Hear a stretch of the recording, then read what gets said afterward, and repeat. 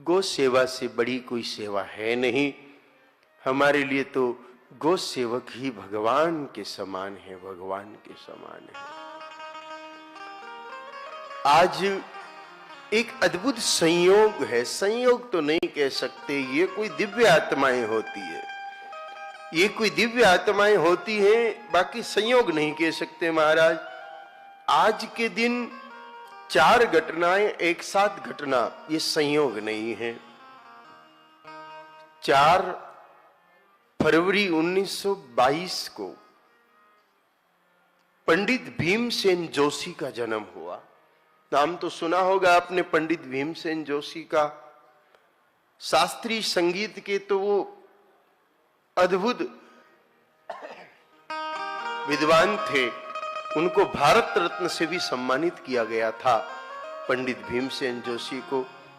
और इसी दिन यानी कि 22 फरवरी 1938 को बिरजू महाराज, जो शास्त्रीय नृत्य कलाकारों में सर्वश्रेष्ठ माने जाते हैं, उनका भी जन्म हुआ।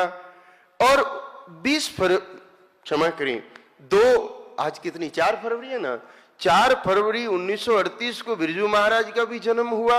और 4 फरवरी 1943 को पद्मा सुब्रमण्यम, जो कि भारतीय शास्त्रीय नृत्य यानी कि भारतनाट्यम की विद्वान मानी जाती थी। तो विचार करिए, तीनों का जन्म एक ही दिन। और आज ही के दिन 4 फरवरी 2023 को वाणी जयराम, जिनका नाम तो आपने सबने सुना होगा, जिनको आधुनिक भारत की मीरा भी माना जाता है, मेरे भाई बहनों, आधुनिक भारत की मीरा भी माना जाता है, उनका आज शरीर छूटा। तो विचार करिए, एक पार्श्व गायिका, एक भारतनाट्यम की विद्वान, एक शास्त्रीय नृत्य के विद्वान और एक शास्त्रीय संगीत के विद्वान, इन चारों दिन का एक दिन आगमन और गमन, ये कितना अद्भुत संयोग है। ये सब सरस्वती जी के वास्तविक पुत्र थे और इन्होंने इस संसार में आकर के इस रीति से साधना करके वापस प्रभु को पा लिया, वापस प्रभु को पा लिया। आज एक बुरा दिन भी है, जिसको दुनिया विश्व कैंसर दिवस के नाम से जानती है।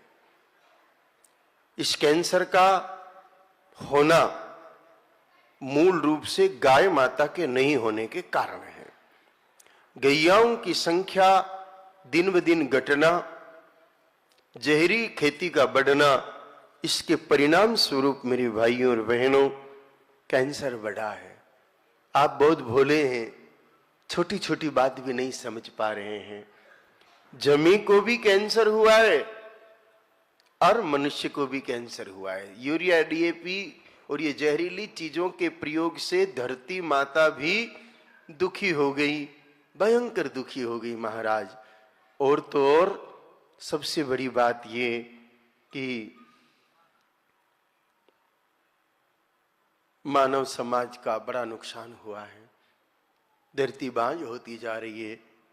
अनुमान है कि अगर हम लोग नहीं संभले और गोबर वाली खेती नहीं शुरू की तो भगवान 2030 तक 1 करोड़ कैंसर के पेशेंट होंगे, ऐसा वैज्ञानिक अनुमान लगा रहे हैं। 1 करोड़ कैंसर के मरीज होंगे। इसलिए जल्दी से हमको गो आधारित ऋषि कृषि की तरफ बढ़ना पड़ेगा। ऋषियों ने जो कृषि की विधि बनाई, उसकी तरफ हम लोगों को बढ़ना ही पड़ेगा, प्रभु बढ़ना ही पड़ेगा। कैंसर, अगर गैया का कोई दूध, दही, घी नियमित रूप से खाता है, गोबर गौमूत्र का उपयोग करता है, ऐसे व्यक्ति को कैंसर हो नहीं सकता।